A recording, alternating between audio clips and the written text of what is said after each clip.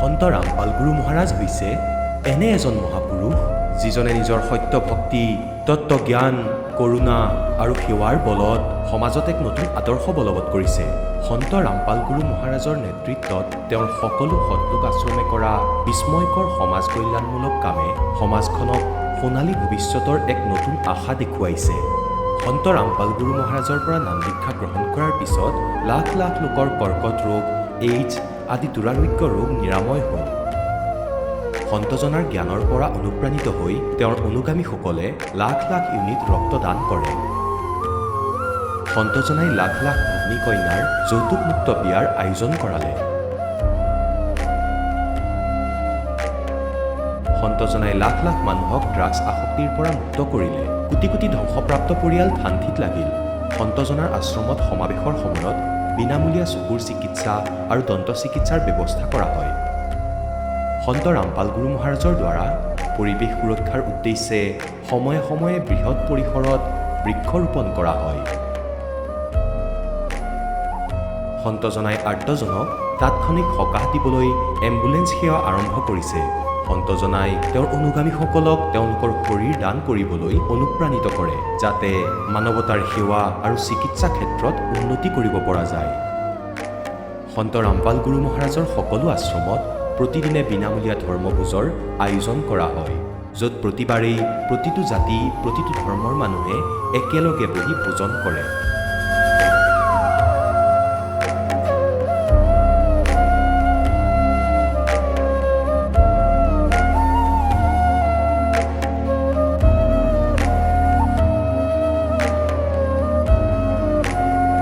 সন্ত ৰামপাল গুৰু মহাৰাজৰ অন্নপূৰ্ণা অভিযানে দৰিদ্ৰ আৰু অসহায় লোকসকলৰ জীৱনত এক নতুন শক্তি আৰু আশাৰ সঞ্চাৰ কৰিছে। ঘৰে ঘৰে খাদ্য সামগ্ৰী আৰু প্ৰয়োজনীয় সাহায্য প্ৰদান কৰি সন্ত ৰামপাল গুৰু মহাৰাজে মানুহক দুখ আৰু অসহায় অৱস্থাৰ সৈতে যুঁজিবলৈ শক্তি প্ৰদান কৰিছে।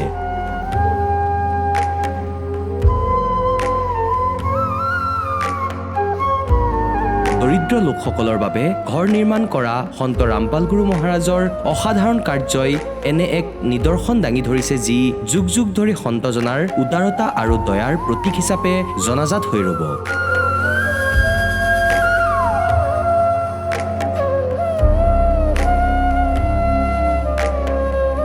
সন্ত ৰামপাল গুৰু মহাৰাজৰ আশ্ৰমত সহস্ৰাধিক বৃদ্ধ বৃদ্ধাই শ্ৰদ্ধা আৰু মৰমেৰে জীৱন যাপন কৰাৰ সুযোগ পায়। তেওঁলোকৰ থকা খোৱাৰ আৰু স্বাস্থ্যৰ সম্পূৰ্ণ দায়িত্ব সন্ত ৰামপাল গুৰু মহাৰাজে বহন কৰে।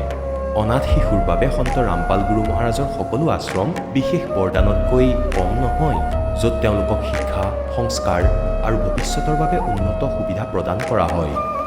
বানপানী, ভূঁইকঁপ বা মহামাৰী যিয়েই নহওক, সন্ত ৰামপাল গুৰু মহাৰাজ আৰু তেওঁৰ অনুগামীসকল সদায় আৰ্তজনৰ বাবে আগৰণুৱা হৈ থাকে। ক'ভিড মহামাৰীৰ সময়ত সন্ত ৰামপাল গুৰু মহাৰাজৰ আশ্ৰমৰ পৰা কোটি কোটি লোকক খাদ্য, ঔষধ আৰু জীৱন ৰক্ষক সামগ্ৰী যোগান ধৰা হৈছিল। দুখীয়াক সকাহ কৰাই হওক বা যিকোনো শোষিত বা নিপীড়িত শ্ৰেণীৰ অধিকাৰ আৰু মৰ্যাদাৰ বাবে যুঁজ দিয়াই হওক, সন্ত ৰামপাল গুৰু মহাৰাজে সদায় তেওঁলোকৰ সকলো ন্যায্য দাবী চৰকাৰৰ ওচৰলৈ লৈ গৈছে আৰু তেওঁলোকক উপযুক্ত ন্যায় প্ৰদানৰ ক্ষেত্ৰত গুৰুত্বপূৰ্ণ ভূমিকা পালন কৰি আহিছে। সমাজত আধ্যাত্মিক আৰু সামাজিক মূল্যবোধৰ প্ৰতি সজাগতা অনাৰ প্ৰতিটো পদক্ষেপতে সন্ত ৰামপাল গুৰু মহাৰাজ মানৱতাৰ প্ৰকৃত সেৱক হিচাপে প্ৰমাণিত হৈছে। সন্ত ৰামপাল গুৰু মহাৰাজৰ জীৱনে আমাক শিকাইছে যে প্ৰকৃত সেৱা সেইটোহে যিটো নিস্বাৰ্থভাৱে কৰা হয়। আহক আমিও এই মহান সন্তজনৰ এই মহান সেৱাৰ কামত যোগ দিওঁ আৰু সন্ত ৰামপাল গুৰু মহাৰাজৰ পৰা নাম দীক্ষা লৈ আমাৰ জীৱন ধন্য কৰি তোলোঁ।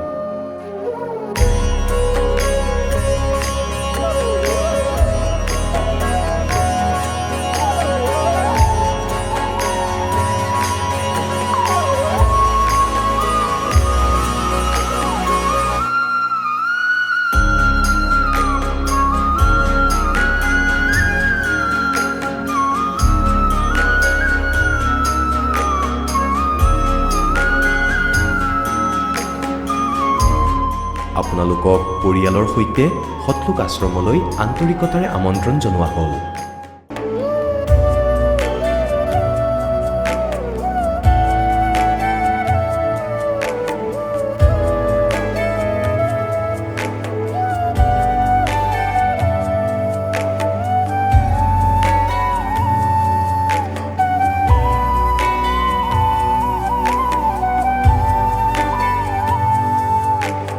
পূৰ্ণ পৰমাত্মাই আনকি পাপৰ শাস্তিও আঁতৰাব পাৰে। এতিয়ালৈকে লগ পোৱা প্ৰতিজন সাধু আৰু মহাপুৰুষে কৈছে যে পাপ কৰ্মৰ পৰিণতি ভোগ কৰিলেহে পাপ নিৰ্মূল হ'ব। সেই প্ৰভু কোন, যি পাপ কাটি পেলায়, যিজনে কালৰ বন্ধনৰ পৰা মুক্ত কৰি দিয়ে? তেওঁৰ নাম কি? পূজাৰ বিধি কি? এই কথা জানিবলৈ অনুগ্ৰহ কৰি অৱশ্যেই শুনক জগতগুৰু তত্ত্বদৰ্শী সন্ত ৰামপাল গুৰু মহাৰাজৰ অমৃত বচন। নমস্কাৰ দৰ্শকসকল। মানুহে সুখ, শান্তি, সুস্বাস্থ্য, আৰ্থিক উন্নতি আৰু মুক্তিৰ আশাত ভক্তি কৰে। কিন্তু বহু বছৰ ভক্তি কৰাৰ পাছতো যদি কোনো লাভ নাহে, তেতিয়া মনত প্ৰশ্ন জাগে। আজি আমি হিমাচল প্ৰদেশৰ মনজিত সিঙৰ কাহিনী শুনাম। শিখ পৰিয়ালত জন্ম হোৱা মনজিত শিখ পৰম্পৰা অনুসৰি ভক্তি কৰিছিল, গুৰুদ্বাৰলৈ গৈছিল আৰু প্ৰায় 15 বছৰ ধৰি ৰাধা স্বামী পন্থাটো সাধনা কৰিছিল। তথাপিও সমস্যাই নেৰে আৰু দেউতাৰ নিচাৰ প্ৰতি আসক্তি আছিল, আৰ্থিক অৱস্থা দুৰ্বল আছিল আৰু তেওঁ নিজেও পেটৰ তীব্ৰ বিষত ভুগি আছিল। পৰৱৰ্তী সময়ত তেওঁ সন্ত ৰামপাল গুৰু মহাৰাজৰ শৰণাপন্ন হৈ নাম দীক্ষা গ্ৰহণ কৰে। তেওঁ কয় যে তাৰ পাছত তেওঁৰ জীৱনত আশ্চৰ্যজনক পৰিৱৰ্তন আহে। স্বাস্থ্য, মানসিক শান্তি আৰু আৰ্থিক অৱস্থাৰ উন্নতি হোৱাৰ লগতে পৰিয়াললৈও সুখ শান্তি ঘূৰি আহে। আহক শুনো মনজিত সিঙৰ জীৱন সলনি কৰা এই সত্য কাহিনী তেওঁ নিজৰ মুখৰ পৰাই। ছাৰ নমস্কাৰ। নমস্কাৰ ছাৰ। ছাৰ কি নাম আপোনাৰ? মোৰ নাম মনজিত সিং। মনজিত, আপুনি ক'ৰ পৰা আহিছে? মই সোলন হিমাচল প্ৰদেশৰ পৰা। ছাৰ, সন্ত ৰামপালদেৱ মহাৰাজৰ পৰা নাম দীক্ষা কেতিয়া লৈছে আপুনি? মই দীক্ষা লৈছিলোঁ 3 মে 2008। সন্ত ৰামপালদেৱ মহাৰাজৰ পৰা নাম দীক্ষা লোৱাৰ আগতে আপুনি কিবা ভক্তি সাধনা কৰিছিল নে? হয়, মই আগতে শিখ ফেমিলিৰ পৰা বিলং কৰিছিলোঁ আৰু সেই আমাৰ শিখ সমাজত যি নিয়ম থাকে গুৰুদ্বাৰত যোৱা, সেয়াই কৰিছিলোঁ। ছাৰ, তেন্তে কি এতিয়া আপুনি শিখ নহয় বুলি মানিম নেকি? হয়, শিখটো হয়, কিন্তু এতিয়া প্ৰকৃত শিখ হৈছোঁ। নহয়, মানুহবোৰৰ মনত এইটো ধাৰণা আহে যে সন্ত ৰামপালদেৱ মহাৰাজে ধৰ্ম পৰিৱৰ্তনটো কৰি থকা নাই। নাই, একেবাৰে নহয়। গতিকে ছাৰ, আপোনাৰ পৰা এইটো জানিব বিচাৰিম যে সন্ত ৰামপালদেৱ মহাৰাজে কোনটো ধৰ্মক শ্ৰেষ্ঠ বুলি মানে? সন্ত ৰামপালদেৱ মহাৰাজে সকলো ধৰ্মকে শ্ৰেষ্ঠ মানে আৰু সন্ত ৰামপালদেৱ মহাৰাজৰ বাণী, জীৱ হামাৰে জাতি হে মানৱ ধৰ্ম হামাৰা, হিন্দু মুছলিম শিখ ইছাই ধৰ্ম নেই কৈ নিয়াৰা। গতিকে ছাৰ, আপোনাৰ পৰা মই এইটো জানিব বিচাৰিম যে আপুনি আগতে যি ভক্তি সাধনা কৰি আছিল সেয়া আপুনি কিয় এৰিলে আৰু সন্ত ৰামপালদেৱ মহাৰাজৰ পৰা নাম দীক্ষা ল'লে? যি সাধনা মই কৰি আছিলোঁ সেই সাধনাই মোক একো লাভ দিয়া নাছিল। আমাৰ ঘৰত বহুত অশান্তি আছিল প্ৰতি সময়ত, আৰু মোৰ দেউতাই নিচা কৰিছিল, সুৰাপান কৰিছিল বহুত বেছি, আৰু মানসিক অশান্তি আছিল, বহুত শাৰীৰিক অশান্তিও আছিল। ছাৰ, এজন শ্ৰদ্ধালুৱে ভক্তি কৰাৰ উদ্দেশ্য কি থাকে আৰু ছাৰ, তেওঁলোকে ভক্তিৰ পৰা কি কি লাভ বিচাৰে? শ্ৰদ্ধালুৰ এয়া হয় যে এইকাৰণে কৰে যে তেওঁ এটাতো মনৰ শান্তি বিচাৰে, শাৰীৰিক যি ৰোগ সেয়া দূৰ হওক, আৰ্থিক স্থিতি ঠিকে থাকক আৰু মুক্তি প্ৰাপ্ত কৰা। তেন্তে ছাৰ, সন্ত ৰামপালদেৱ মহাৰাজৰ পৰা নাম দীক্ষা লোৱাৰ পিছত আপোনাৰ কিবা লাভ হ'লনে? হয়, বহুত লাভ পাইছোঁ। আগতেতো মই মোৰ আৰ্থিক স্থিতি কওঁ যে মই নিজে জব কৰিছিলোঁ প্ৰাইভেট, আৰু সন্ত ৰামপালদেৱ মহাৰাজৰ পৰা দীক্ষা লোৱাৰ পিছত এতিয়া 2খন নিজৰ দোকান চলাওঁ মই। আৰ্থিক স্থিতিত মোৰ এয়াই লাভ হ'ল, আৰু শাৰীৰিক যি লাভ পালোঁ, বেমাৰৰ পৰা মোৰ পেটত বিষ আছিল, কষ্ট পাইছিলোঁ, আৰু বিষ এনেকুৱা আছিল যেতিয়া বাৰিষাৰ মাহ আহে তেতিয়া ইমান বেয়াকৈ বিষ হৈছিলে যে মই কামো কৰিব পৰা নাছিলোঁ, দিনটো শুই থাকোঁ বা ঔষধ খাই থাকোঁ, কিন্তু একোৱেই তাৰ পৰা লাভ নাপালোঁ। তাৰ বাবে মই সাধু সন্তৰ ওচৰলৈ গ'লোঁ, তাৰ পৰা একো লাভ নাপালোঁ। আয়ুৰ্বেদিক দৰৱো খালোঁ, তাৰ পৰা একো লাভ নহ'ল। সন্ত ৰামপালদেৱ মহাৰাজৰ পৰা নাম দীক্ষা লোৱাৰ পিছত মোৰ যি পেটৰ বিষ উঠিছিল তাৰ পৰা মই আৰাম পালোঁ। ছাৰ, আপুনি এইবোৰ কথাক বিশ্বাস কৰেনে? চাওক, বৰ্তমান বিজ্ঞানৰ যুগ। আপুনি এইবোৰ কথাত বিশ্বাস কৰেনে যে কোনো সন্তই মন্ত্ৰ জপ কৰিলে অথবা তেওঁৰ পৰা নাম দীক্ষা ল'লে বা তেওঁৰ পৰা আশীৰ্বাদ ল'লে আপুনি যিবোৰ বেমাৰৰ কথা কৈ আছে সেইবোৰ ভাল হৈ যায়? ছাৰ, আপুনি এয়া কিয় পাহৰি যায় যে ভক্তি কৰিলে লাভ নহয়? মীৰাবাই আছিলে, তেওঁ ভক্তি কৰাত লাভ পালে। নানকদেৱ আছিল, তেওঁ লাভ পালে। প্ৰহ্লাদদেৱ আছিল, তেখেতেও লাভ পালে। গতিকে ভক্তি কৰিলে সকলোৱে লাভ প্ৰাপ্ত কৰে। সেইবাবে যি সৎ সাধনা, সৎ ভক্তি আছে তাৰ পৰাই লাভ প্ৰাপ্ত হ'ব। আৰু সন্ত ৰামপালদেৱ মহাৰাজে যি সৎ ভক্তিৰ কথা কয় সেয়া বেদ শাস্ত্ৰত প্ৰমাণিত আছে। আমাৰ 4খন বেদ আছে, তাত প্ৰমাণিত আছে। 6 শাস্ত্ৰ আছে, 18 পুৰাণ আছে, সকলোতে প্ৰমাণিত ভক্তিৰ কথাহে তেওঁ কয়। আৰু গীতায়ো সেইফালে আঙুলিয়াই দিয়ে। চাওক, আপুনি হিমাচল প্ৰদেশত থাকে আৰু হাৰিয়ানালৈ আহি আপুনি সন্ত ৰামপালদেৱ মহাৰাজৰ পৰা নাম দীক্ষা ল'লে। আপোনাৰ এনেকুৱা কিয় লাগিল যে সন্ত ৰামপালদেৱ মহাৰাজেহে আপোনাৰ গুৰু হ'ব পাৰিব, আন কোনো হ'ব নোৱাৰে? হয়, সঁচাকৈয়ে আপুনি এইটো বৰ ভাল প্ৰশ্ন কৰিলে। মই ইয়াৰ আগতেও আৰু গুৰু বনাইছিলোঁ। মই ৰাধা স্বামীজী ডেৰা ব্যাসৰ হয় তাতে জড়িত আছিলোঁ। তাত মই তিনিদিনৰ সেৱাতো গৈছিলোঁ। ৰাধা স্বামী পন্থত থাকি আপুনি কিমান বছৰ ভক্তি কৰিলে? প্ৰায় 15 বছৰ। আৰু মই প্ৰতিমাহে 3 দিনৰ সেৱাতো গৈছিলোঁ তালৈ। আৰু যিবোৰ তেওঁ কোৱা সাধনা আছিল সেইবোৰো কৰিছিলোঁ, কিন্তু তাৰ পৰা মই একো লাভ নাপালোঁ। ছাৰ চাওক, আপুনি ৰাধা স্বামী পন্থত থাকি 15 বছৰ ভক্তি কৰিলে, যিটো পন্থ শ বছৰ ধৰি চলি আহিছে। তাৰ পিছত আপুনি সন্ত ৰামপালদেৱ মহাৰাজৰ পৰা নাম দীক্ষা ল'লে। ছাৰ, দুয়োজন সন্তৰ ভক্তিৰ মাজত আপুনি কি পাৰ্থক্য দেখিলে?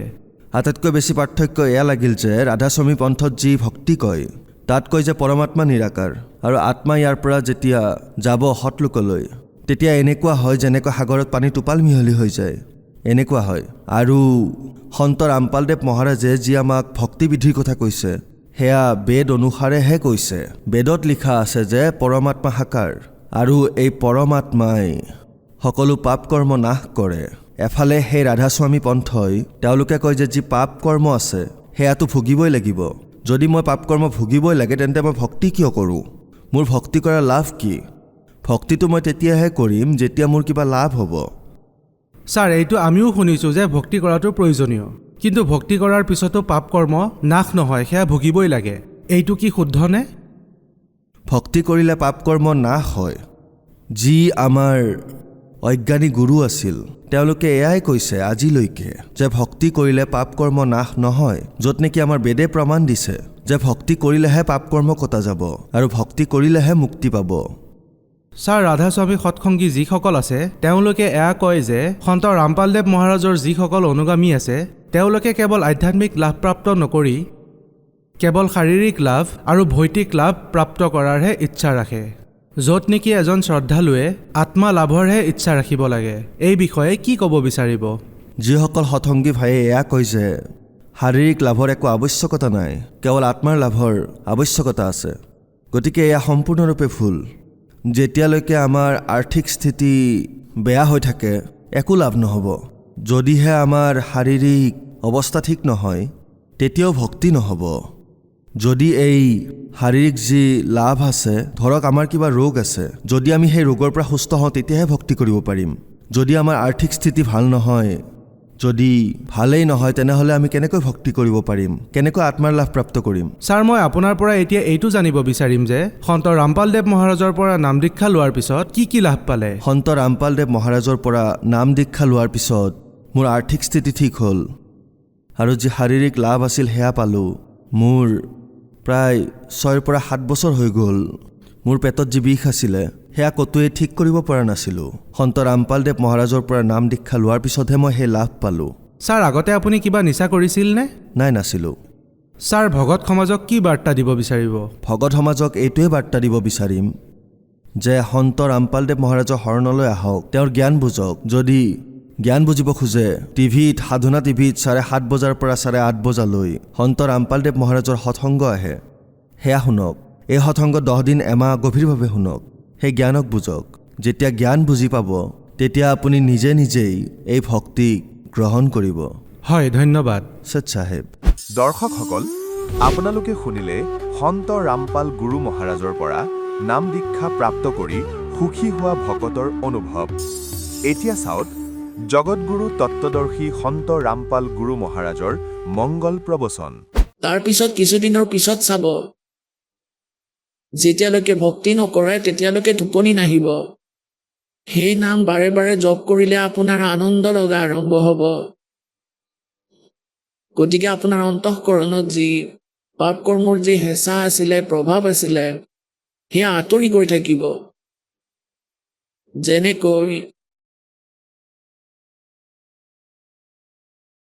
तुलसी पिछले पाप से हरि चर्चा न भावे, जैसे जवर के वेग से भूख बेदा हो जावे। যেনে ধৰক কোনোবা ব্যক্তিৰ বেমাৰ হৈছে, জ্বৰ, আৰু তেওঁ খোৱা বস্তু তিতা পায়। প্ৰতিদিনে খোৱা আহাৰো মুখত দিবলৈ টান পোৱা হয়, বমি কৰিব বিচাৰে। কাজু, খিচমিচ, কমলা, আপেল এইবোৰ কিমান সোৱাদ লগা ফল হয়। জ্বৰ থকা ব্যক্তিয়ে সেয়াও তিতা পায়। নাতো মিঠা বস্তুবোৰ তিতা হয়, না আপেল কমলা তিতা। জ্বৰে বেমাৰে তেওঁৰ শৰীৰৰ অৱস্থা ইমান বেয়া কৰি দিয়ে, তেওঁৰ মিঠা বস্তু তিতা লগা হয়। এতিয়া তাৰ উপায় কি?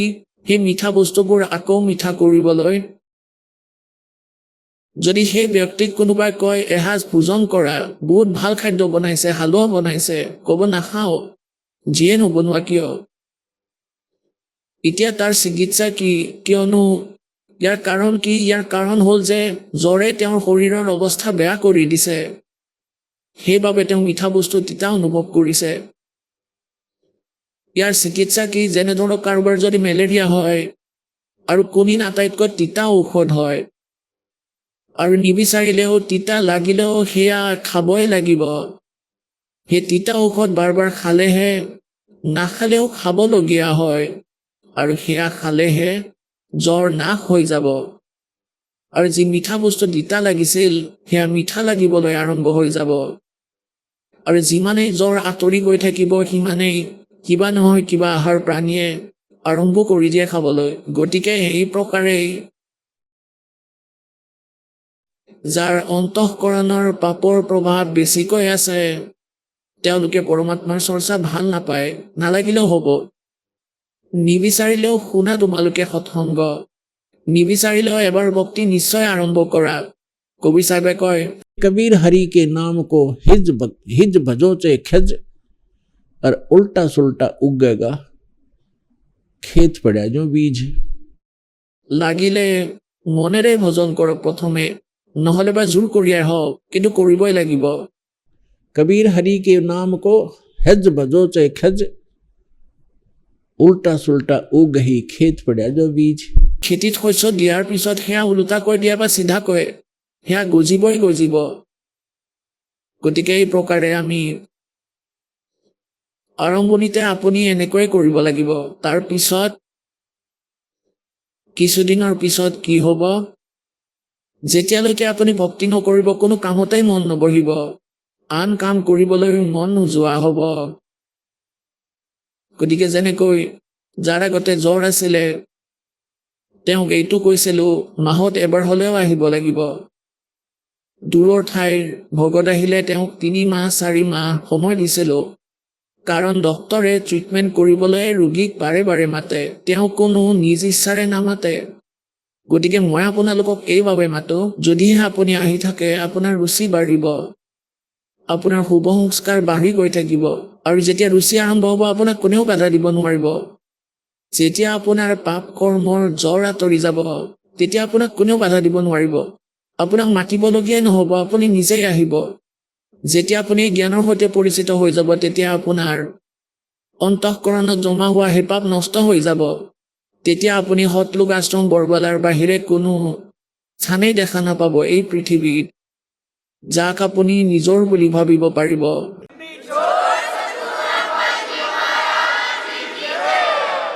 গতিকে ইয়াত পৰমাত্মাই কয় যেনেকৈ এতিয়া কবি চাহেবে কয়, कबीर पिछले पाप से हरि चर्चा ना सुहावे, या ऊँघे या उठ चले ना और बात चलावे। যেনেকৈ মই দেখিছোঁ বহুবাৰ কোনো ভকতক লগত লৈ যাওঁ সৎসংগলৈ, গুৰুদেৱৰ সৎসংগলৈ, কোনোবা চিনাকি হয়তো তেওঁ কিবা খাতিৰত যায়, লাজ কৰি কৰি আহে। তেওঁ অলপ সময় বহিতো সৎসংগ শুনে, তাৰপিছত টোপনিয়াব ধৰে এনেকৈ। তাৰপিছত আমি কওঁ নুশুবা এতিয়া, তেতিয়া তেওঁ ক'ব ব'লা ব'লা যাওঁ, মোৰ কাম এটা মনত পৰি গ'ল। তেতিয়া না তেওঁ শুনে না আমাক শুনিবলৈ দিয়ে। এয়া তেওঁৰ পাপৰ প্ৰভাৱ। কবিৰ চাহেবে কয়, कबीर पिछले पाप से हरि चर्चा ना सुहावे, और कह ऊँघे और कह उठ चले ना और बात चलावे। যদি আমি কাৰোবাক লৈ যাওঁ প্ৰথমবাৰ বা দ্বিতীয়বাৰৰ বাবে তেতিয়া তেওঁ সৎসংগ চলি থকাৰ মাজতে কিবা বেলেগ কথা মনত পেলাই দিয়ে। কাম এটা আছিলে নহয়, আমি তালৈ যাব লাগিব। তেতিয়া আমি কওঁ যে ৰোৱা অলপ সময়, সৎসংগ শুনি কথা পাতিম। তেতিয়া কয় তুমি আহি থাকিবা, মই যাওঁ। এতিয়া যোৱা ভাই, আমিতো উঠি যাব নোৱাৰো, কাৰণ আমি যি উদ্দেশ্যেৰে আহিছো সেই কামটো কৰিমেই কৰিম। আমি গম পাই গৈছিলো ভগৱানৰ সেই থাৰ্মোমিটাৰৰ দ্বাৰা। এতিয়া এওঁৰ জ্বৰ আছে। কবিৰ চাহেবে কয় कबीर पिछले पाप से हरिचर्चा ना सुआवे और कहूंगे के उठ चले ना और बात चलावे। তাৰপিছত সেইজন প্ৰাণীকে দেখো মই এবাৰ দুবাৰ এনেই আহে। তাৰপিছত কাৰণ তেওঁতো ইনজেকশ্যনটো পাই গ'ল, 10-20 মিনিটত যদি বহে তেন্তে সেই প্ৰাণীৰ পাপ নৰম হৈ যাব। তাৰপিছত সেইজনেই মানুহ যিজনে 2 ঘণ্টা লাগি চাই থাকে যে আগলৈ কি সৎসংগ হ'ব, গুৰুদেৱে আগলৈ আৰু কি কি ক'ব। কেতিয়াবা কয় আৰে আজিতো অলপে সৎসংগ হ'ল, 1.5 ঘণ্টা হয়, কিন্তু কয় অলপেই হ'ল আজি, গতিকে আপোনাৰ পাপ কটা গ'ল আৰু ভগৱানৰ প্ৰতি ৰুচি বাঢ়িল। যেনে ধৰক বেমাৰী ব্যক্তিয়ে প্ৰথমে এখনহে ৰুটি কষ্টেৰে খাব পাৰে, ঔষধ পাতি খাব ধৰে, তাৰ পিছত চাবা যেতিয়া জ্বৰ আঁতৰি যায় শুকান ৰুটি পালেও কয় লৈ আহা সোনকালে ইফালে, চব্জিৰ আৱশ্যকতা নাই, শুকানে খাব বিচাৰে। কিন্তু যেতিয়া আগতে ইমান সোৱাদ লগা ভোজন আছিলে যদিও বহু প্ৰকাৰৰ ব্যঞ্জন, সেইবোৰো ভাল পোৱা নাছিলে। গতিকে পুণ্যাত্মাসকল সৎসংগলৈ আহিলে, এই তত্ত্বজ্ঞান শুনিলে আমাৰ যুগ যুগ ধৰি থকা পাপ নাশ হৈ যায়। যেতিয়ালৈকে আমি সৎসংগলৈ নাহো আমি আমাৰ পাপ নাশ কৰিব নোৱাৰো। তেনেকুৱা স্থানেই নাই। যেনে ধৰক সংসাৰলৈ গ'লে, কোনো কাৰ্যলৈ গ'লে, তেতিয়া আপুনি তাত ব্যৱসায় বাণিজ্য কৰা ব্যক্তিহে পাব। তেওঁলোকৰ একেধৰণৰে বিচাৰ, একেধৰণৰে চৰ্চা, একেধৰণৰে ভাৱ থাকে। গতিকে তাতেতো আপোনাৰ পাপ বাঢ়িবহে। এতিয়া ঠিক আছে বাৰু, আপুনি কামো কৰিব লাগিব, ফিল্ডলৈও যাব লাগিব আৰু আমি সকলোবোৰ কৰিবও লাগিব, কিন্তু তাৰ বাবে নিয়ম কৈছে। যেনেকৈ আপুনি প্ৰতিদিনে কাপোৰ পিন্ধে, কাম যেনে ধৰক কোনোবাই হাজিৰা কৰে, চাকৰি কৰে বা বেলেগ ব্যৱসায় কৰে, কোনোবাই খেতি কৰে, তেতিয়া কাপোৰত মলি হয়, লেতেৰা হ'বই, এইটো স্বাভাৱিক। এতিয়া তাৰ উপায় হ'ল যে পানী আৰু চাবোনৰ প্ৰয়োগেৰে সেয়া চাফা কৰক, ডেইলি ধুৱক সেয়া। গতিকে সেই প্ৰকাৰে যেতিয়ালৈকে আমি ভক্তি নকৰোঁ, যেতিয়ালৈকে সৎসংগৰূপী এই সৰোবৰলৈ নাহোঁ আৰু ৰাম নামৰ চাবোন আমি নলগাওঁ, তেতিয়ালৈকে আমাৰ অন্তঃকৰণৰূপী যি কাপোৰ চোলা আছে, অন্তঃকৰণ, সেয়া মলিয়নে হৈ থাকিব, পাপ একত্ৰিত হৈ থাকিব। আৰু এতিয়া যদি আমি সৎসংগ শুনো, স্মৰণো কৰোঁ, দানো কৰোঁ, আমাৰতো মলি লাগিবই, এইটো স্বাভাৱিক, কিন্তু চাফাও ডেইলিয়ে হৈ থাকিব। এই প্ৰকাৰে আমি সেই কোটি কোটি পাপৰ পৰা বাচি থাকিম, সেয়া সংগ্ৰহ নহ'ব। এতিয়া যেনেকৈ গীতাৰ 18 নম্বৰ অধ্যায়ত লিখিছে যে অৰ্জুন, কিছুমান এনেকুৱা কৰ্ম আছে, কোনো এনেকুৱা কৰ্ম নাই য'ত পাপ নাথাকে এই পৃথিৱীত, কোনো জুই ধোঁৱা অবিহনে নাথাকে। তাৰপিছত লগতে এইটো নিৰ্ণয় দিছে যে যেনেকুৱাই যি কৰ্তব্য কৰ্ম সেইবোৰ কৰিলে পাপ নালাগে। যেনেকৈ কৃষকে খেতি কৰে, তেওঁ খেতিটো কৰিবই, যদিও তাত হাজাৰ হাজাৰ জীৱৰ মৃত্যু হয়, হালৰ দ্বাৰাই মাটি চহায়, জীয়ৰী ভনীয়ে যেতিয়া মাটি মচে, ডক্তৰ ইনজেকশ্যন লগালেও জীৱ মাৰে, যি হানিকাৰক হয়, বডিৰ ভিতৰত থাকে।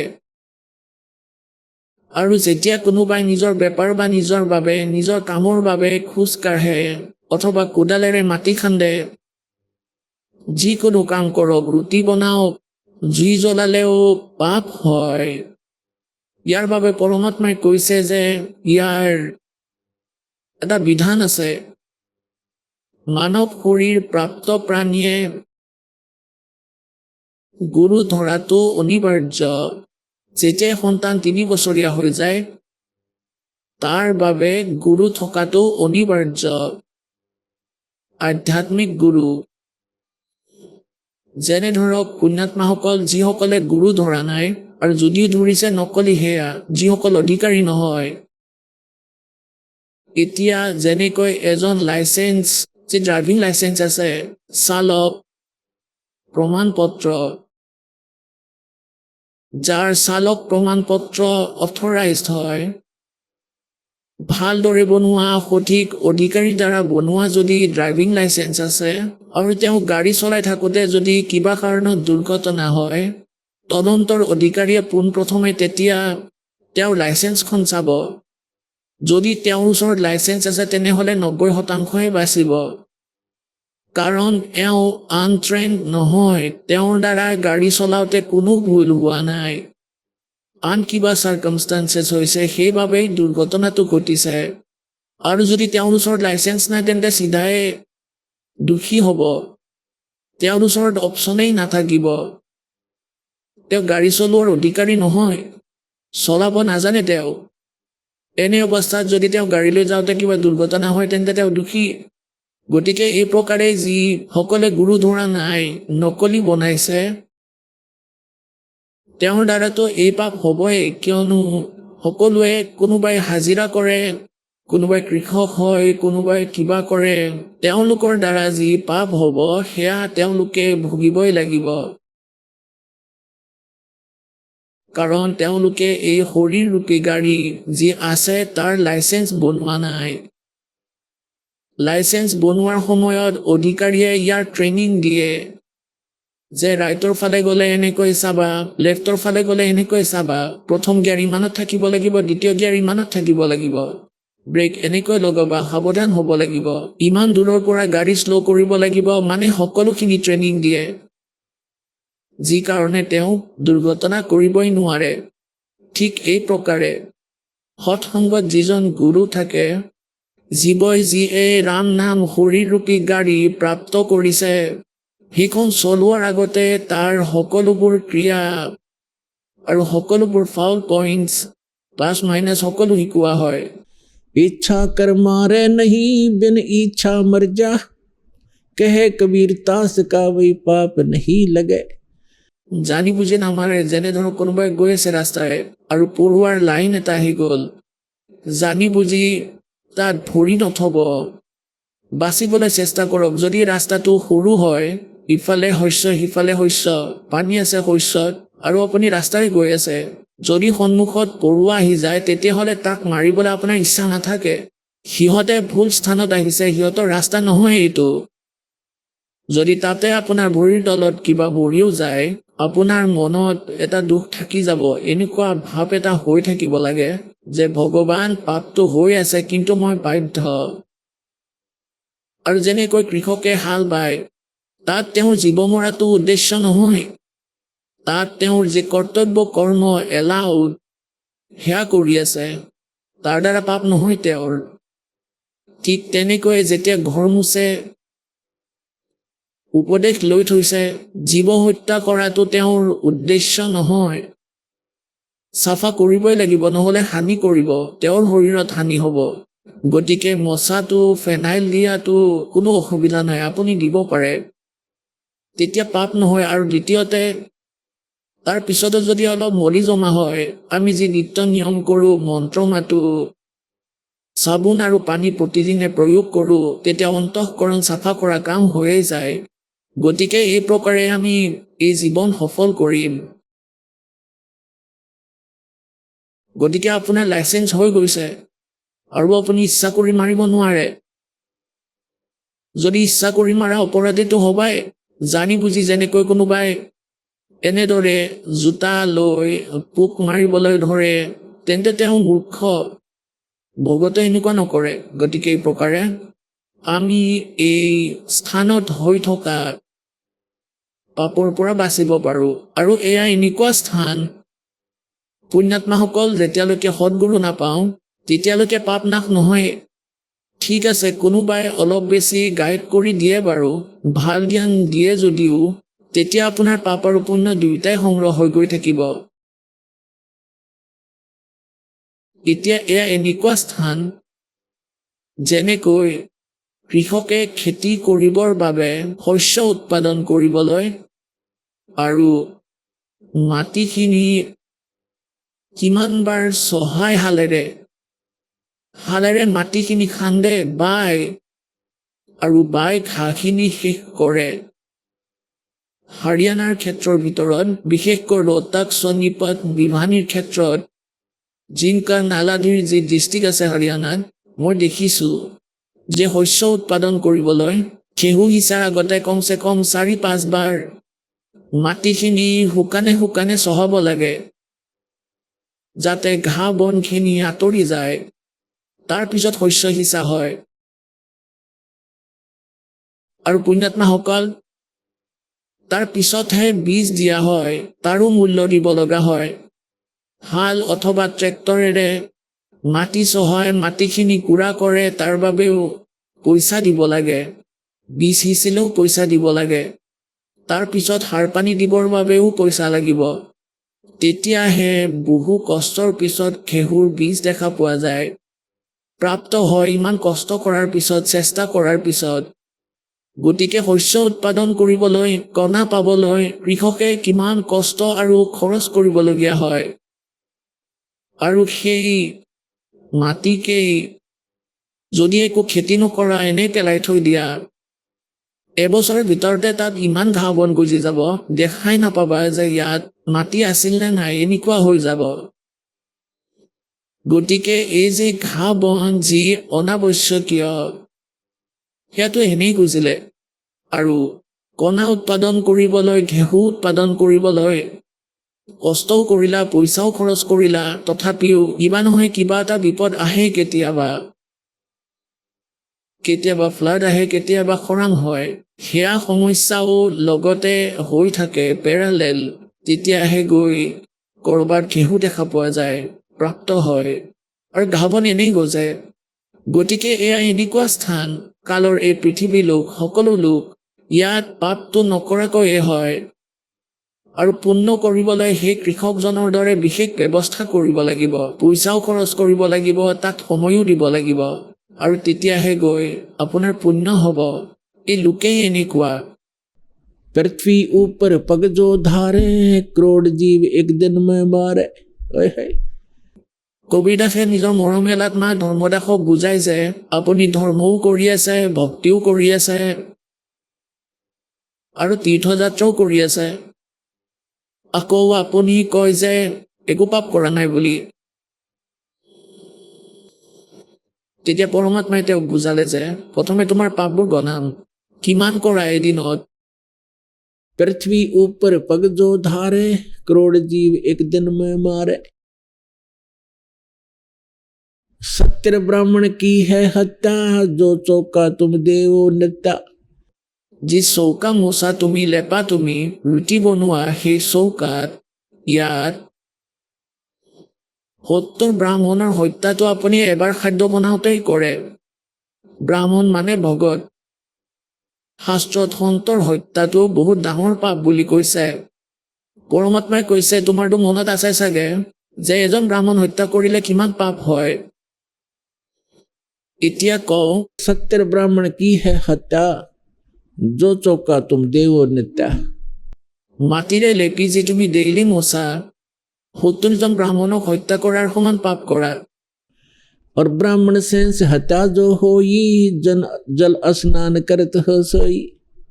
1000জন ব্ৰাহ্মণৰ হত্যা সেই সময়ত কৰা, যেতিয়া তুমি তীৰ্থলৈ গৈ কোনো পুখুৰীত তুমি গা ধোৱা, এনেকৈ সূক্ষ্ম জীৱবোৰক ঘঁহি ঘঁহি মাৰি পেলোৱা, আৰু পুণ্য এটাও নহয় তীৰ্থলৈ অহাৰ, কিন্তু পাপ বহুত হৈ যায়। हरी बाती पृथ्वी के रंगा, अंत कोट जीव उड़े पतंगा। सूक्ष्म कर्मी कीट मर जाई, सूक्ष्म जीव जो दर्शे नाही। हरी बाती पृथ्वी के रंगा। আপোনালোকে দেখিছে চাগে বহুত সৰু সৰু জীৱ পৃথিৱীৰ ৰঙৰ, ঘাঁহৰ দৰে ৰঙৰ, দেখাও নাপায়, সেইবোৰ মৰি যায়। গতিকে পৰমাত্মাই কয়, तारक मंत्र कोट जपाही, ये जीव हंसा उतरे नाही। যি মন্ত্ৰৰ তুমি জপ কৰা, যিবোৰ ভগৱানৰ তুমি মন্ত্ৰ জপ কৰা, এওঁলোকৰ মন্ত্ৰ জপেৰে কোটিবাৰ সেই মন্ত্ৰ কৰিলেও তোমাৰ পাপ কটা নাযায়। तुम कौन राम का जपते जापम, ताते कटे नायती नो ताप। তুমি কোন ভগৱানৰ ভক্তি কৰা যাৰ বাবে তোমাৰ তিনি তাপৰ পাপো নাশ নহয়। এতিয়া পুণ্যাত্মাসকল, তত্ত্বজ্ঞানৰ অভাৱৰ বাবে আমি ভক্তি কৰিও ফেল হৈ গলো পৃথিৱীৰ পৰা। এতিয়া দয়া কৰিছে পৰম পিতাই। सतगुरु आए दया करी ऐसे दीन दयाले बंदी छोड़ वृत्तास का जठर अग्नि प्रतिपाले। আমাৰ দাদা কিমান দয়ালু। পৰমাত্মাই নিজে আহিলে সৎগুৰুৰ ৰূপ ধৰি, এনেকুৱা দীন দয়াল। তেওঁৰ কি আৱশ্যকতা আছিল ন ইমান ধুনীয়া লোক এৰি কাশীত কষ্ট পাবলৈ আহিলে, শিপিনী তাঁতী হৈ মানুহে শিল মাৰিলে। সেই সময়তে তেওঁ এই জ্ঞানে দিছিলে, যি দাসে আজি আপোনালোকক সেই পৰমেশ্বৰে দিয়া অমূল্য ধন বিলাই আছে, সেই মালিকে দিয়া এই জ্ঞান আপোনালৈ আহি আছে। তেওঁক যিমানখিনি শাস্তি দিয়া হৈছিলে, সেই কথা শুনিলেতো দাসৰ চকুৰ পৰা পানী নিগৰা বন্ধই নহয়। এতিয়া এই দাসে পৰমাত্মাৰ সেই জ্ঞানক সন্তানসকললৈ পঠিয়াব বিচাৰিছে, এই দাসকো কিমান কষ্ট দিলে। মিছা অপবাদ প্ৰচাৰ হ'ল, মিছা গোচৰ দি জেলত দিলে। কিন্তু সমৰ্থবানজন লগত আছে, তেওঁৰ বচন আছে যে সমগ্ৰ বিশ্বলৈ এই জ্ঞান যাব, সকলো সন্তানে সেই পৰমাত্মাৰ ভক্তি কৰিব, পুনৰ সত্য যুগৰ দৰে পৰিৱেশ এই পৃথিৱীত আকৌ হ'ব। সেয়া হ'ব এই জ্ঞানেৰে। আৰু ভগৱান আপোনাৰ লগত পলে পলে থাকিব। আপোনালোকে নিজেই বেয়া কাম নকৰিব, আৰু বেয়া কাম কৰিলেও পাপটো গম পাব, তেতিয়া নকৰিবই। আৰু যি আপোনাৰ আৱশ্যকতা হ'ব সেয়া ভগৱানে আপোনাক ৰাতিপুৱাই দিয়া দেখিব দুৱাৰৰ সন্মুখত। তেওঁ সেইজন সমৰ্থবান বালক নহয়।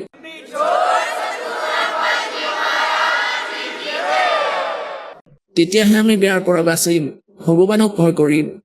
যেতিয়া আমাৰ ঘৰত কোনো বস্তুৰ অভাৱেই নাথাকিব, কাৰণ প্ৰথমতেতো আমি ইচ্ছাবোৰহে কম কৰিম।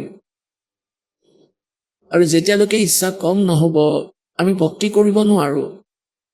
ইচ্ছা কম কেনেকৈ হ'ব, যে আমি গম পাই যাম যে আমি যি সংগ্ৰহ কৰি আছো, গোটেই জীৱন নষ্ট কৰি আছো ঘৰ গাড়ী বেংক বেলেঞ্চ বনাবলৈ, সেয়া মূৰ্খৰ কাম যেন লাগিব আপোনাৰ। মহামূৰ্খহে কৰিব এই কাম। এনেকুৱা বহুত প্ৰমাণ আছে। এজন কবিৰ চাহেবে কয়, আপোনাৰ পিছত এনেকুৱা জ্ঞান হ'ব,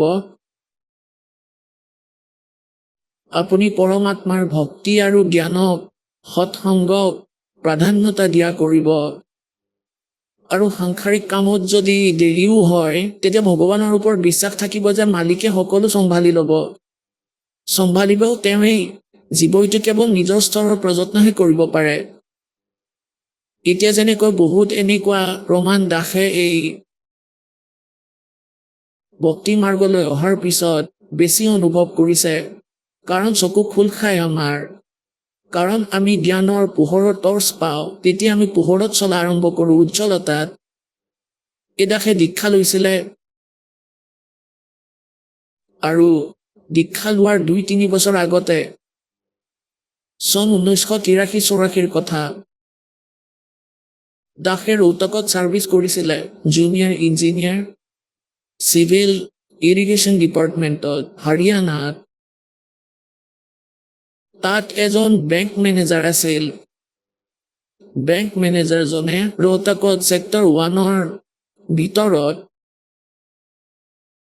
ছেক্টৰ 1 নে 3 মনত নাই ইমান, সেই সময়ত তাত এটা ঘৰ বনাইছিলে বেংকৰ পৰা লোন লৈ, অলপ নিজৰ পৰাও দিছিলে। সেই সময়ত তেওঁৰ 3.5 লাখ টকা প্ৰয়োগ হৈছিলে। সেই সময়ৰ 3.5 লাখ আজিৰ সময়ৰ 35 লাখ। আৰু সেই ঘৰ বনাইও তৈয়াৰ হ'ল। মুহূৰ্তৰ বাবে পণ্ডিতকো মাতিছিলে, গুৰুদেৱো আহিছিল, আৰু আনফালে নিজৰ সকলো ৰিলেটিভ মিত্ৰ বন্ধুকো মাতিছিলে। প্ৰথমতে হৱন কৰিব, তাৰপিছত মদ পানীৰো ব্যৱস্থা কৰি দিছিলে কোঠালি এটাত। গতিকে ৰাতিপুৱাৰ সময়ত, ৰবিবাৰ আছিলে সেইদিনা, ছানডে আছিলে, ৰবিবাৰ, তেওঁ তেতিয়া কিবা বস্তু আনিবলগীয়া আছিলে। তেওঁ স্কুটাৰখন লৈ বজাৰলৈ গৈ আছিলে। মেডিকেল মোৰ নামৰ ঠাই এখন আছিলে, দিল্লী ৰোডত এখন মেডিকেল মোৰ আছে।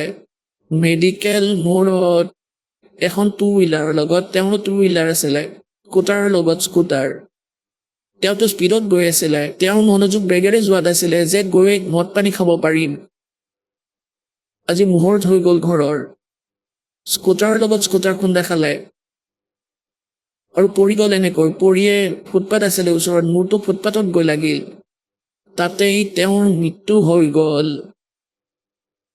এতিয়া মূৰত তেনেকৈ থাকি গ'ল আৰু 3.5 লাখ টকাৰ ঘৰো তাতেই থাকি গ'ল। নাজানো এতিয়া কুকুৰ হৈ চাগে ঘূৰি ফুৰিছে। গতিকে পুণ্যাত্মাসকল, আমি এইবোৰ দেখা পোৱা হ'ম তেতিয়া আমি সেইবোৰো কৰিম, কিন্তু লগতে আমি ভগৱানকো আধাৰ বনাই চলিম। যদি আমাৰ কিবা কাৰ্য নহয়ও তেতিয়া আমি ধৈৰ্য ধৰিম, ভাবিম যে এয়া পৰমাত্মাৰে দয়া, আমাৰ ভালেই হ'ব।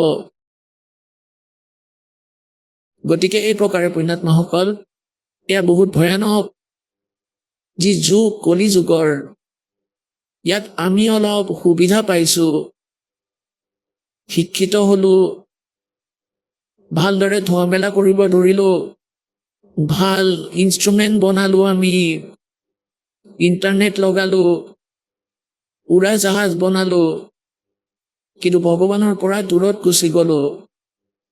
এবাৰ দাসে এজন ভগতৰ ঘৰলৈ গৈছিলে জাহাজেৰে, উভতি আহিছিলোঁ। মোৰ লগত আৰু এজন ভগত আছিল। যেতিয়া জাহাজ ষ্টাৰ্ট হ'ল, আমাৰ স্বভাৱ, আমি মংগলাচৰণ কৰোঁ, লাগিলে গাড়ীতে বহো বা এনেই ঘূৰিবলৈ ওলাই যাওঁ, গতিকে মংগলাচৰণ নিশ্চয় কৰোঁ। যেতিয়া জাহাজ ষ্টাৰ্ট হ'ল, 3টা চিট থকা ফালে বহিছিলোঁ, 2জন এফালে, তৃতীয়জন শেষৰ ফালে বহিছিল। আপ টু ডেট যুৱক, 24, 25, 30 বছৰমান হ'ব। আমি মংগলাচৰণ কৰিব ধৰিলোঁ মনে মনে, লাহে লাহে। আহক আমি এতিয়া সেই শ্ৰদ্ধালুসকলৰ অনুভৱবোৰ জানো, যিসকলে জগতগুৰু তত্ত্বদৰ্শী সন্ত ৰামপাল গুৰু মহাৰাজৰ পৰা দীক্ষাপ্ৰাপ্ত কৰিছে তথা তেওঁ কোৱা ভক্তিমাৰ্গ এওঁলোকে অৱলম্বন কৰি আছে। নমস্কাৰ দৰ্শকসকল, আজি আমি আপোনালোকক পৰিচয় কৰাই দিম অসমৰ লখিমপুৰ জিলাৰ লালুকৰ নিবাসী প্ৰদীপ ফুকন সৈতে। সমাজত চলি থকা পৰম্পৰা অনুসৰি প্ৰদীপ ফুকনে বহু বছৰ ধৰি কৃষ্ণ ভক্তি কৰি আছিল, নামঘৰলৈ গৈছিল, কীৰ্তন আৰু ভাগৱত পাঠো কৰিছিল। আনকি তেওঁ জয়গুৰু পন্থৰ শ্ৰী অনুকূল চন্দ্ৰ ঠাকুৰৰ সৈতেও প্ৰায় 30 বছৰ ধৰি জড়িত হৈ আছিল। কিন্তু তথাপিও তেওঁ জীৱনত কোনো প্ৰকৃত লাভ পোৱা নাছিল। তাৰ পিছত এদিন মোবাইলৰ জৰিয়তে তেওঁ সন্ত ৰামপাল গুৰু মহাৰাজৰ সৎসং শুনিলে। সেই সৎসংগৰ দ্বাৰা প্ৰভাৱিত হৈ যেতিয়া তেওঁ সত্যগান বুজি পালে আৰু সন্ত ৰামপাল গুৰু মহাৰাজৰ সৈতে জড়িত হ'ল, তেতিয়া তেওঁৰ জীৱনলৈ এক অদ্ভুত পৰিৱৰ্তন আহিল। প্ৰদীপ ফুকনে কয় যে ইয়াৰ পিছত তেওঁ পাৰিবাৰিক সুখ লাভ কৰিলে, তেওঁৰ পত্নীৰ দৃষ্টিহীনতাৰ সমস্যাত লাভ পালে আৰু তেওঁ নিজেও ডায়েবেটিছৰ দৰে গুৰুতৰ বেমাৰৰ পৰা সকাহ পালে। অৱশেষত সন্ত ৰামপাল গুৰু মহাৰাজৰ জ্ঞানৰ দ্বাৰা তেওঁৰ জীৱনত কেনেকুৱা পৰিৱৰ্তন আহিল, আহকচোন শুনো প্ৰদীপ ফুকনৰ বাস্তৱিক কাহিনী তেওঁৰ নিজৰ মুখেৰে। নমস্কাৰ ছাৰ। নমস্কাৰ। ছাৰ, আপোনাৰ শুভ নামটো? মোৰ নাম প্ৰদীপ ফুকন। আপুনি ক'ৰ পৰা আহিছে? মই অসমৰ লখিমপুৰ জিলাৰ লালুক অঞ্চলত থাকোঁ। আপুনি সন্ত ৰামপাল গুৰু মহাৰাজৰ পৰা নাম দীক্ষা কেতিয়া লৈছিল? মই সন্ত ৰামপালজী মহাৰাজৰ পৰা নাম দীক্ষা 2020 চনৰ 1 আগষ্ট তাৰিখত লৈছিলোঁ। সন্ত ৰামপাল গুৰু মহাৰাজৰ পৰা নাম দীক্ষা লোৱাৰ আগতে আপুনি অন্য কিবা ভক্তি সাধনা কৰিছিলনে? হয়, আমাৰ সমাজৰ পৰম্পৰা নীতিমতে আমি কৃষ্ণ ভক্তি কৰিছিলোঁ। নামঘৰলৈ যাওঁ, তাত কীৰ্তন পাঠ, গীতা পাঠ, ভাগৱত পাঠ এনেধৰণে হয়, আমি সকলোতে অংশগ্ৰহণ কৰিছিলোঁ। ইয়াৰ পাছতো মই ঠিক প্ৰায় ডেকা দিনৰ পৰা 30 বছৰমান ধৰি মই জয়গুৰু পন্থ শ্ৰী অনুকূল ঠাকুৰৰ সৎসং বিহাৰত তাৰ ভকত আছিলোঁ। ছাৰ, আপুনি যিহেতু এজন শিক্ষিত ব্যক্তি আৰু আপুনি ক'লে যে আপুনি হিন্দু সমাজত প্ৰচলিত পৰম্পৰাগত যিবিলাক সাধনা আছিলে সেইবিলাক কৰি আছিলে, লগতে আপুনি জয়গুৰু পন্থৰ কথা ক'লে, তাত আপুনি 30 বছৰ ধৰি ভক্তি সাধনা কৰি আছিলে। সেইবিলাক সাধনা কৰি থকাৰ পিছতো আপুনি সন্ত ৰামপাল গুৰু মহাৰাজৰ শৰণলৈ কিয় আহিব লগা হ'ল ছাৰ? হয়, আমাৰ যি পৰম্পৰা ভক্তি আছে, আমাৰ সমাজত থকা পৰম্পৰা ভক্তিমতে আমি শাস্ত্ৰ পাঠ কৰোঁ। শাস্ত্ৰৰ নীতিমতে আমি যদি জুকিয়াই চাওঁ, আমাৰ সমাজবিলাকত ঠিক শাস্ত্ৰৰ মতে ভক্তি নহয়, শাস্ত্ৰৰ বিৰুদ্ধ বহুতো ভক্তি চলি আছে। সেইকাৰণে আমি সন্তুষ্ট নাছিলোঁ আৰু সৎসং বিহাৰত যিহেতু অনুকূল চন্দ্ৰ ঠাকুৰৰ গুৰু হিচাপে ভক্তি কৰা হয়, সেই সমাজতো মই দেখিছিলোঁ যে তাতো কৰ্মকাণ্ড আছে। বিশেষকৈ ভাগৱত আৰু গীতাই কৰ্মকাণ্ডক সমৰ্থন দিয়া নাই, পিণ্ড শ্ৰাদ্ধ ইত্যাদিক তেওঁলোকে নকৰিবলৈ কয়। গতিকে এই ক্ষেত্ৰত মই তাতো কিছু শাস্ত্ৰ বিৰুদ্ধ নীতি দেখি পাইছিলোঁ। সেইকাৰণে মই ইমান সন্তুষ্ট নাছিলোঁ। তেতিয়া সমাজবিলাকত আমাৰ ভকতসকলে ইমান বিশ্লেষণ নাছিল। যিসকলে শাস্ত্ৰ নিজে পঢ়িছে আৰু শাস্ত্ৰৰ লগত নিজৰ ভক্তি ৰিজনি কৰি চাইছে, তেওঁলোকেহে বুজি পায় যে আমি কৰা ভক্তিবিলাক প্ৰকৃততে শাস্ত্ৰসন্মত হয় নে নহয়। গতিকে তেতিয়া মই তেনেধৰণৰ সমাজত থাকি ভক্তি কৰিছিলোঁ যদিও মোৰ বিশেষ লাভৱান হোৱা নাছিল আৰু মই বহুতো শাস্ত্ৰৰ মতে ভুল দেখি পাইছিলোঁ। সেইকাৰণেই মই নতুন পৰমাত্মাৰ ভক্তিৰ পথ বিচাৰি আছিলোঁ। ছাৰ, যিহেতু আপুনি পৰমাত্মাক বিচাৰি আছিলে, আপুনি পৰমাত্মাৰ সন্ধানত আছিলে আৰু যিবিলাক আপুনি পূৰ্বতে সাধনা কৰি আছিলে তাৰ দ্বাৰা আপুনি সন্তুষ্ট নাছিলে। ছাৰ, আমি আপোনালোকৰ গুৰু সন্ত ৰামপাল গুৰু মহাৰাজৰ ভক্তসকলৰ যেতিয়া অনুভৱ শুনো, তেওঁলোকে বিভিন্ন ছ'চিয়েল মিডিয়া প্লেটফৰ্মত নিজৰ মত ব্যক্ত কৰে যে সন্ত ৰামপাল গুৰু মহাৰাজৰ পৰা নাম দীক্ষা লোৱাৰ পিছতে বিভিন্ন ধৰণে লাভ পায়। ছাৰ, আপুনি সন্ত ৰামপাল গুৰু মহাৰাজৰ পৰা নাম দীক্ষা লোৱাৰ পিছত কেনেধৰণৰ লাভ পাইছে? হয়, লাভটো সাংসাৰিকভাৱে যথেষ্টই লাভ হৈছে, কিন্তু প্ৰথম লাভটো মোৰ হ'ল যে মুখ্য প্ৰাপ্তিৰ যি আধ্যাত্মিক লাভ। কাৰণ আমি গীতা পঢ়িছোঁ বা যিসকলে শাস্ত্ৰ পঢ়িছে, এই সকলো ভকতে জানে যে আমি মানৱ জীৱনৰ মূল লক্ষ্য হ'ল মুখ্য প্ৰাপ্তি কৰা। গতিকে এই পৰম পদ প্ৰাপ্তিৰ এটা সম্পূৰ্ণ শুদ্ধ পথ, যে এই পথটো পোৱাটো যিহেতু মই এইটো বিচাৰি আছিলোঁ আৰু ইয়াক পোৱা হৈছে। যে কবিৰ বাণীত কৈছে পদে মিল পদে সমানা, অৰ্থাৎ যিটো পদ্ধতিৰ মাজেদি পৰম ধাম পাব পাৰি সেই পথ পাইছোঁ। গতিকে মোৰ কাৰণে প্ৰথম লাভ আৰু আটাইতকৈ ডাঙৰ লাভ, কাৰণ হাজাৰবাৰ আহিছোঁ, এই সংসাৰলৈ হাজাৰবাৰ গৈছোঁ, এই জন্ম মৰণৰ চক্ৰৰ পৰা ওলাই পৰম পদ পাব পৰা এটা পথ পালোঁ। ই মোৰ জীৱনত আটাইতকৈ ডাঙৰ লাভ। দ্বিতীয়টো হ'ল যে মোৰ পৰিবাৰো বৰ্তমান দীক্ষিত, ল'ৰা দুজন আছে, মোৰ দুইজন মোৰ পুত্ৰ সন্তান, তেওঁলোকো দীক্ষিত। যে মোৰ পৰিয়ালটোত আমি ভক্তি মাৰ্গৰ মাজেদি যি মিলা প্ৰীতি আৰু সুখ সম্প্ৰীতিত আছোঁ, হয়তো তুলনামূলক হিচাপে আনে নাই থকা বুলি নকওঁ, কিন্তু মই যি শান্তি অনুভৱ কৰিছোঁ এইটো আজিৰ যুগত বহুত ডাঙৰ কথা। আজি হয়তো হাজাৰজনে পাবলৈ অসমৰ্থ হৈছে। গতিকে এনে এটা আদৰ্শৱান পৰিয়ালৰ সূত্ৰটো এই ভক্তিৰ দ্বাৰাহে সম্ভৱ।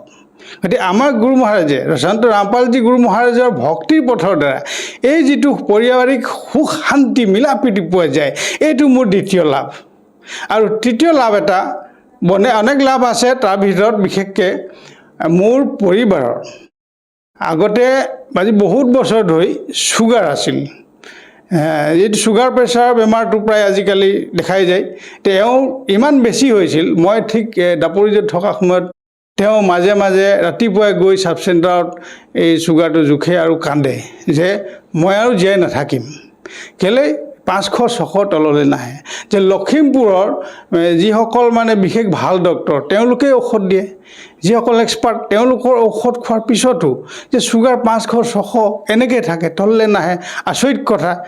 তেওঁ আৰু জীৱনৰ আশা এৰি দিলে, ঔষধ খাবলৈ এৰি দিলে, কান্দে।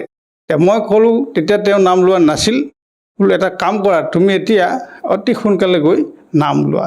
এতিয়া ঈশ্বৰত আত্মসমৰ্পণ কৰাৰ বাহিৰে আৰু কোনো ৰাস্তা নাই। বিজ্ঞান আমাক লাগিব, কিন্তু ঈশ্বৰতকৈ পৰম কোনো নহয়। সেইকাৰণে প্ৰথম আমি আত্মসমৰ্পণ কৰিব লাগে। গতিকে তেওঁ পিছদিনাখনে গৈ নাম ল'লে আৰু মৰাৰ ভয়ত প্ৰাণপণে নাম লৈছে। যে এমাহৰ পিছত দেখা গ'ল ৰিজাল্ট বহুত ডাউন হ'ল, যে ঔষধ খাবলৈ এৰি দিলে, কিন্তু কেৱল নামৰ দ্বাৰাই তেওঁৰ ছুগাৰ সম্পূৰ্ণ লিমিট, যিটো নৰ্মেল লিমিট, তাৰ ওচৰ চাপি গ'ল। গতিকে এইটো এটা বহুত আচৰিত কথা, যিটো বাস্তৱিকতে মোৰ ঘৰত ঘটিছে। মই নিজে চকুৰে দেখি আছোঁ আৰু মই লগত আহি এইটো ভয়ত মই তললৈ নামি আহিলোঁ, ঘৰতে আছিলোঁ। গতিকে এইটো মোৰ নিজৰ সম্পূৰ্ণ প্ৰমাণ। এতিয়া মাজে সময়ে ছুগাৰৰ ঔষধ খায়, কিন্তু বৰ্তমান ছুগাৰৰ সমস্যা তেনেকৈ নাই, সম্পূৰ্ণ নিয়ন্ত্ৰণত আছে। আৰু তেওঁৰ ছুগাৰৰ সমস্যাটোৰ পৰা আন এটা সমস্যা হৈছিলে যে চকুৰে নেদেখা হ'ল, যে এটা চকু সম্পূৰ্ণ বেয়াই হৈ গৈছিল। মানে আমাৰ ডাক্তৰে কোৱা মতে আমি প্ৰায় গুৱাহাটীত আৰু লখিমপুৰত আৰু এজেগাত 3 জেগাত আপোনাৰ ডাক্তৰসকলে চকু চাই যে চকুটো সম্পূৰ্ণ বেয়া বুলি কয়, যে এই চকুটো বেয়া হৈ গ'ল, এইটো ভাল নহ'ব। এতিয়া আমি বোলো যি হওক অপাৰেশ্যন কৰি দিয়ক, অন্ততঃ মনৰ সন্তুষ্টি এটা হওক, নহ'লে চিকিৎসা নকৰিলে এইটো এটা বৰ দুখৰ কথা হ'ব। শেষত লখিমপুৰতেই আমাৰ চকু চিকিৎসালয়ৰ এজন ডাক্তৰে তেখেতে যথেষ্ট পৰিশ্ৰম কৰি চকুটো অপাৰেশ্যন কৰি দিলে। অপাৰেশ্যন কৰাৰ সময়তো কৈছে যে চকুটো কাম নাই, আপুনি দামী লেন্স নলগাব, অতি কম দামৰ যেন তেন লগাই দিছোঁ যাতে এনেই সাধাৰণভাৱে ভালে থাকে আৰু। তাৰপিছত পিছদিনাখনে তেওঁ চকুটো সম্পূৰ্ণ ভালকৈ দেখিছে আৰু সম্পূৰ্ণ সুস্থ, এতিয়াও সম্পূৰ্ণ সুস্থ। এতিয়া আৰু ইটো চকু এই বছৰ অপাৰেশ্যন কৰা হৈছে, এতিয়া সম্পূৰ্ণ 2টা চকু সুস্থ। এইটো মই সম্পূৰ্ণ আমাৰ নাম ভক্তিৰ বলেৰে হৈছে বুলি মোৰ অন্তৰত বিশ্বাস। ছাৰ, এইটো আচৰিত কথা। তেখেতৰ পৰা নাম দীক্ষা লোৱাৰ পিছতে আপোনাৰ পৰিবাৰগৰাকী যি দৃষ্টিহীনতা ৰোগত ভুগিছিলে, লগতে আপোনাৰ চুগাৰৰ সমস্যাত ভুগি থকা বুলিও কৈছে আপুনি, এইটো কেনেকৈ সম্ভৱ ছাৰ? সন্ত ৰামপাল গুৰুমাজে আপোনালোকক এনেকুৱা কি ভক্তি বিধি মন্ত্ৰ প্ৰদান কৰে যাৰ দ্বাৰা নেকি ইমানবোৰ লাভ পাবলৈ সক্ষম হৈছে?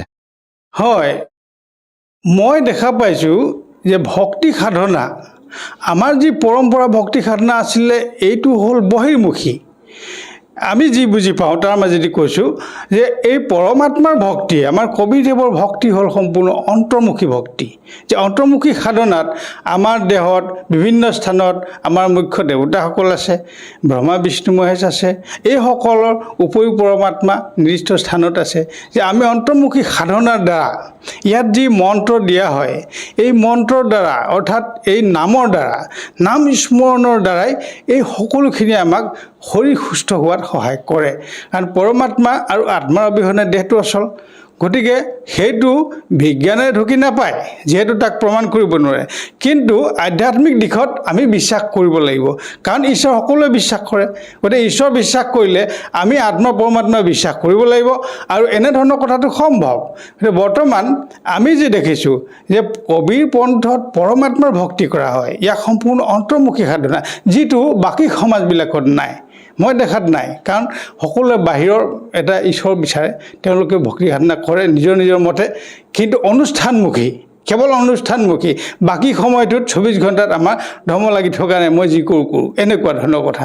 কিন্তু ইয়াত সম্পূৰ্ণ ব্যৱহাৰিক দিশত ধৰ্ম পালন কৰিব লাগিব। এই ভক্তি, ধৰ্ম ভক্তিৰ মৰ্যাদাটো আন সকলো পন্থতকৈ বেলেগ, আৰু এই বাস্তৱিকতে শুদ্ধ। কাৰণ ধৰ্ম ধাৰণ নকৰিলে ধৰ্ম নহয়। মই যদি পলাই নাই তেনেহ'লে ধৰ্ম কেনেকৈ হ'ব? গতিকে ইয়াৰ সম্পূৰ্ণ হাতে কামে পালন কৰিব লাগিব। আৰু 24 ঘণ্টাৰ ভিতৰত আপুনি অন্ততঃ নাই কমে অতি কম 1 প্ৰহৰ 3 ঘণ্টা হ'লেও নাম কৰিব লাগিব, আৰু কামৰ মাজেদি আজৰি সময়ত নাম কৰি থাকক। ইয়াৰ উপৰিও আপোনাৰ পঞ্চযজ্ঞ আছে, দান দিয়ক, আৰু অন্যান্য ঘি বন্তি প্ৰজ্বলন কৰক, আৰু বাকীখিনি কৰক। বাকী দৈৱ যজ্ঞ আছে, ধৰ্মযজ্ঞ আছে, মানুহৰ জীৱৰ উপকাৰ কৰক। এই সকলোখিনিৰ দ্বাৰাই সম্ভৱ, কাৰণ এইটো আধ্যাত্মিক কথা, আত্মা পৰমাত্মাৰ কথা। ছাৰ, যিহেতু আপুনি এগৰাকী শিক্ষিত ব্যক্তি, সেই হিচাপে মই আপোনাৰ পৰা জানিব বিচাৰিছোঁ, আপোনালোকৰ গুৰু সন্ত ৰামপাল গুৰুমাজৰ মুখ্য উদ্দেশ্য কি? হয়, সন্ত ৰামপালজী মহাৰাজৰ মুখ্য উদ্দেশ্য, প্ৰথম কথা হ'ল মানুহৰ জীৱন মুখ্য প্ৰাপ্তিৰ বাবে। গতিকে আমাৰ ভকতসকলক, এই মানুহবিলাকক এই কালৰ জালৰ পৰা, এই কালৰ সংসাৰখনৰ পৰা দুখমুক্ত কৰি সম্পূৰ্ণ পৰম ধামলৈ গতি কৰোৱা, আত্মাক মুখ্য প্ৰাপ্তি কৰা, এই প্ৰথম উদ্দেশ্য। আৰু ইয়াৰ পিছত সামাজিকভাৱে যে দেশখনৰ ক্ষেত্ৰত আজি যৌতুক প্ৰথা যি ব্যাধি আছে, সেই যৌতুক প্ৰথা নাইকিয়া কৰিবৰ কাৰণে তেখেতৰ বিশেষ অৰিহণা আছে। ইয়াৰ ভকতসকলৰ যৌতুক ল'বও নোৱাৰে, দিবও নোৱাৰে। গতিকে এখন যৌতুকবিহীন সমাজ গঢ়ি তুলিবলৈ তেখেতে চেষ্টা কৰিছে। আজি যৌতুকৰ বলত কিমান নাৰীৰ হত্যা হৈ আছে, বিভিন্ন জেগাত প্ৰাণহানি হৈছে, জ্বলি গৈছে, বিভিন্ন কথা। আৰু বৰ্তমান আমাৰ দেশত যি নিচাৰ যি ভয়ংকৰ পৰিস্থিতি আহি পৰিছে, আমি সকলোৱে জানো ড্ৰাগছৰ যি ব্যৱস্থা হৈছে, বিভিন্ন জেগাত নিচাৰ দ্বাৰা বিভিন্ন অঘটন ঘটি আছে। গতিকে সম্পূৰ্ণ নিচামুক্ত এখন ভাৰত গঢ়ি তোলা তেখেতৰ উদ্দেশ্য। আমাৰ ভকতসকলৰ মাজত কোনেও নিচা খাব নোৱাৰিব, নিচা ল'ব নোৱাৰিব, নিচা দিবও নোৱাৰিব। গতিকে নিচামুক্ত এখন সমাজ গঢ়ি তোলা তেখেতৰ উদ্দেশ্য আছে।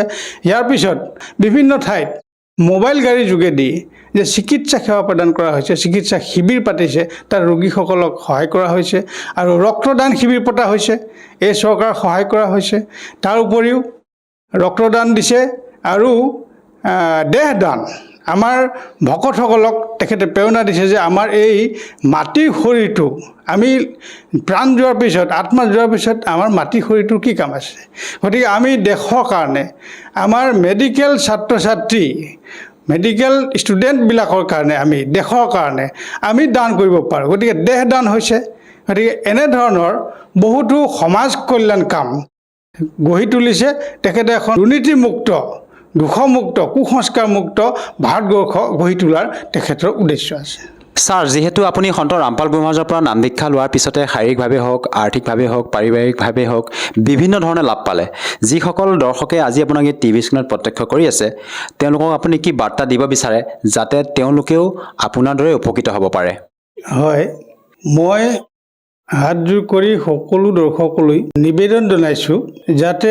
আমি মানৱ জীৱন অতি দুৰ্লভ সেইকাৰণে শুদ্ধ সৎভক্তিৰ মাজলৈ আহি সন্ত ৰামপালজী মহাৰাজৰ চৰণলৈ আহি শুদ্ধ ভক্তিৰে আমি যাতে পৰম কল্যাণ কৰিব পাৰোঁ তাৰ কাৰণে আগবাঢ়ি আহক মই নিজেও গীতা পঢ়িছিলোঁ যে গীতা পঢ়া সকলো ব্যক্তি আজি বহুত আছে যে চাওক যে গীতাত ৪ৰ্থ অধ্যায়ত কৈছে যে অৰ্জুন তুমি সেই তত্ত্বদৰ্শী মহাপুৰুষৰ চৰণলৈ যোৱা কেলে যিজনে সংসাৰ বৃক্ষক জানে অৰ্থাৎ গছজোপা ওলোটা কৰি ল'লে ওপৰৰ মূল আছে পৰমাত্মা আৰু তললৈ একেবাৰে ডাল পাত শাখা এই গোটেই অংশবোৰত কোন ক'ত থাকে কোনজন প্ৰভু ক'ত থাকে এটাইখিনি যিজনে জানে সেইজন তত্ত্বদৰ্শী মহাপুৰুষ আৰু বৰ্তমান পৃথিৱীত তত্ত্বদৰ্শী মহাপুৰুষ সন্ত ৰামপালজী মহাৰাজ তেখেতৰ মংগল প্ৰবচন শুনক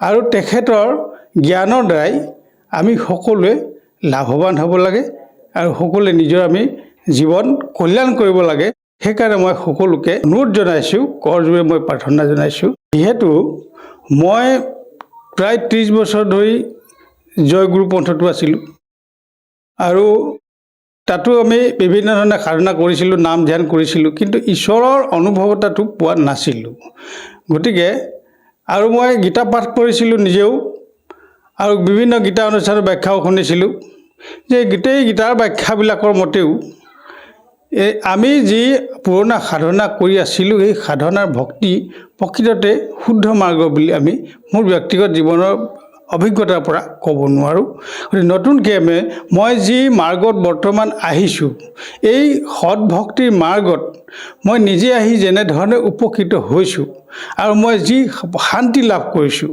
আৰু এই পদ্ধতি যে শুদ্ধ নিজৰ জীৱনৰ চলন পদ্ধতি লগত ধৰ্মভক্তিক যেনেধৰণে পালন কৰি নিজে আগুৱাই যাব পাৰিছোঁ সেই ক্ষেত্ৰত মই যথেষ্ট সফল হৈছোঁ বুলি ভাবিছোঁ আৰু সেইকাৰণে মই আপোনালোককো এই সৎভক্তিৰ কাৰণে সৎভক্তিৰে নিজৰ জীৱন কল্যাণ কৰক বুলি মই আহ্বান জনাইছোঁ ছাৰ যিহেতু আপোনালোকৰ গুৰু সন্ত ৰামপাল গুৰু মহাৰাজ হাৰিয়ানা প্ৰান্তৰ নিবাসী হয় তেনে ক্ষেত্ৰত ছাৰ আমি যদি তেখেতৰ পৰা নাম দীক্ষা ল'ব বিচাৰোঁ সহজভাৱে কেনেকৈ ল'ব পাৰিম ছাৰ হয় বৰ্তমান সকলো শিক্ষিত লোক আৰু ছ'চিয়েল মিডিয়াৰ যুগ ঘৰে ঘৰে ডাঙৰ মোবাইল আছে গতিকে মোবাইলত সন্ত ৰামপালজী মহাৰাজ প্ৰবচন চাৰ্চ কৰক তেখেতৰ মংগল প্ৰবচন ইউটিউব বা ফেচবুক পাব তাত আপুনি চাওক প্ৰবচন শুনক আৰু এই প্ৰবচনৰ পাছত তলত যোগাযোগৰ নাম্বাৰ আহে এই নাম্বাৰটোত আপোনালোকে যোগাযোগ কৰিব পাৰিব আপোনালোকৰ ওচৰৰ যিকোনো নামদান কেন্দ্ৰত আপোনালোকে বিনামূলীয়াকৈ গৈ এই ভক্তি মাৰ্গত শৰণ ল'ব পাৰিব ইয়াত কোনো অসুবিধা নাই ধন্যবাদ থাকিল ছাৰ সৎ চাহেব